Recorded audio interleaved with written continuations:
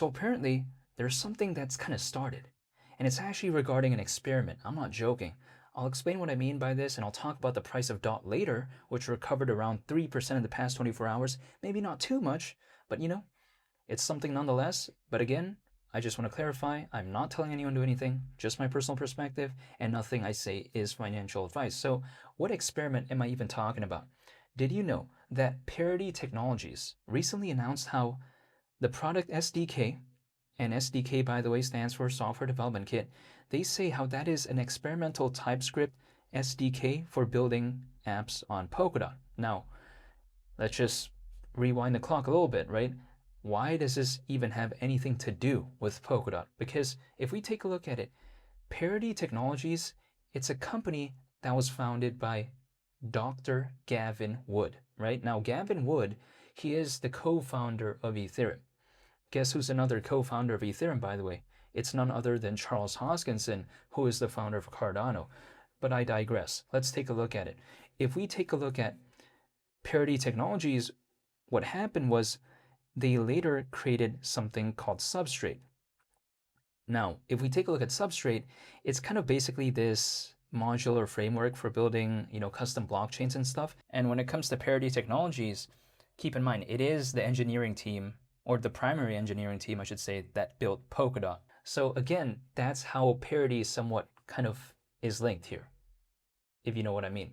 So again, if Parity Technologies recently made a post saying how the product SDK is an experimental TypeScript SDK for building apps on Polkadot, this I think is pretty impressive because it's kind of like an experiment, right? Again, they even call it experimental. Now, why does this matter? Well, I think it's especially going to matter for developers. Let's take this for instance. If we take a look at, let's say in the case of TypeScript, a lot of developers use that, right? And it's a very popular programming language, so we have to take that into consideration. If we take a look at, for instance, people like to say, well, no one really cares about this. Well, I think they do, especially when it comes to developers. And again, I think that as of right now, even though I don't think this is the only cause of DOT recovering a couple percent in the past 24 hours, I think stuff like that does eventually matter, and it kind of slowly builds up, right? It's not the coolest, it's not the most flashy thing out there, but it hypothetically does matter. And if I take a look at it, when it comes to DOT, this recovery, even though it's kind of a breath of fresh air, it's nothing too significant in the grand scheme of things, because if we take a look at it, yes, DOT is currently ranked 44th in the world in terms of market cap. I'm totally aware of that. However, guess what? Because the market cap is still at around 1.3 billion, it's still quite far away, which I don't think is a bad thing. And let me explain why. Because the lower something is, right, in theory, the farther the journey could be to the ceiling, or a hypothetical ceiling. That's the way I view it. But if I take a look at this as well, DOT, back in December of 2024, the market cap was around 16 billion. So if we take a look at that right there, we're clearly well over 10 times away from that. That's the thing. So could you imagine, market cap as of right now, around 1.3 billion, back in December of 2024, around 16 billion. That's how far down DOT has been, which I don't think is necessarily a bad thing, because I really don't mind things being low. I am a fan of the dip after all, even though I'm not telling anyone to do anything. But again, remember when DOT reached a new all-time low? I was making a video saying how I just didn't see what was wrong with DOT fundamentally speaking in terms of Polkadot, right? I still saw Polkadot 2.0 come into fruition. I saw how they clarified the tokenomics and said how basically the maximum supply is going to be 2.1 billion. I saw all that. So I just didn't see what was wrong. And especially as of right now, if we compare DOT to its all-time low, it's actually recovered almost 7% from its all-time low. So that's the thing. I've been saying that even when it was at its all-time low, I just didn't see what was wrong with it, so I just didn't give up. Now, again, this slight recovery, like 7% from its all-time low, it's kind of really nothing in the grand scheme of things, but it kind of showcases that, again, even if the market were to recover hypothetically slightly, sometimes these type of massive projects don't just necessarily get forgotten about. If we take a look at it, Luna Classic still has a following, by the way. Like, there's still a lot of fans when it comes to that.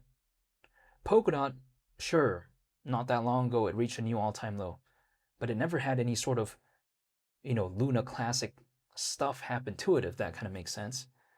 So I just never saw what was wrong with it. So if Luna Classic still has a following, imagine something like this, which is ranked way higher, by the way, than Luna Classic in terms of market cap. I'm not joking. DOT is currently ranked 44th in the world in terms of market cap. Luna Classic isn't in the top 50. That's the thing. But besides that, the way you take a look at it is that I just never saw what was wrong with Polkadot. Sure, I mean, Moonbeam announced that they were going to be leaving Polkadot not that long ago. And Moonbeam, by the way, is historically the most popular project on Polkadot. But I said, remember, right? The show kind of goes on in a sense where Polkadot is not beholden to some of the projects that are built on it, or should I say just on Polkadot in general, in the ecosystem or whatever. It's not beholden to that. Like, okay, projects come and go, but Polkadot, the fundamentals are still there. So it's not like because Moonbeam left, Polkadot is cooked, even though it felt that way to some people, like back then, or not that long ago even, but I'm just saying, when it comes to Polkadot, I've been saying, there's nothing wrong that I see fundamentally. So I was just waiting the entire time. Now, we'll wait and see what happens moving forward because I don't know exactly when the market could really, truly recover in a fantastic way. I just have no idea. But at the same time, I just don't mind waiting. And people like to tell me, Polkadot, they say that the fundamentals are flawed. But this is where I hypothetically disagree because if we take a look at it, Polkadot at its core, what is it focused on? Historically, it's focused on interoperability. So it's focused on connecting blockchains together. Now let's think about this. When it comes to the space of interoperability, who do people think of when it comes to this space? Just straight off the bat, right? Now people are automatically going to default to thinking about probably Polkadot or Cosmos, or maybe to a certain extent something like Quant. That's kind of it, arguably, some people would say. So here's the thing. When it comes to the niche of interoperability, and interoperability, by the way, in this case means that it's trying to connect blockchains together. Again, when it comes to that niche, Polkadot by far is the most popular when it comes to that. Cosmos, okay, yeah, it's ranked second, but Cosmos being ranked second, like in the popularity space of interoperability, it's like a distant second. Polkadot by far the most popular historically, and even as of right now, when it comes to the space of interoperability within this space, right? So if let's say interoperability becomes a big niche, Polkadot's the most popular. If that becomes a trend, Polkadot's just waiting right there. Now Cosmos and Quant and all this, they're going to be waiting too, but Polkadot by far is the most popular. It's kind of like this. The way I view it is that, yeah, okay, Polkadot hasn't been doing the best, but it's pretty difficult to kind of replicate that in a sense where, sometimes my friends, right, they say, oh, they made this amazing sandwich or whatever, but no matter how much I try, I just can't find one that replicates Jimmy John's. I just can't find it. I mean, Jimmy John's is one of my favorites. I remember trying that actually in Nashville, Tennessee, and I thought to myself, this is really good. And ever since then, I just thought it was really amazing. But let me just explain, right?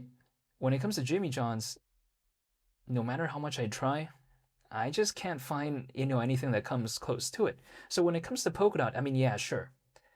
A lot of other projects out there have tried interoperability, but I just can't find one that feels the same as Polkadot. DOT has over 1 million holders. It's been around for years. It's navigated through many market downturns. Already has the core fundamentals there. There's Polkadot 2.0. Pretty difficult. It's like trying to replicate Jimmy John's. I just can't find it. You know what I mean?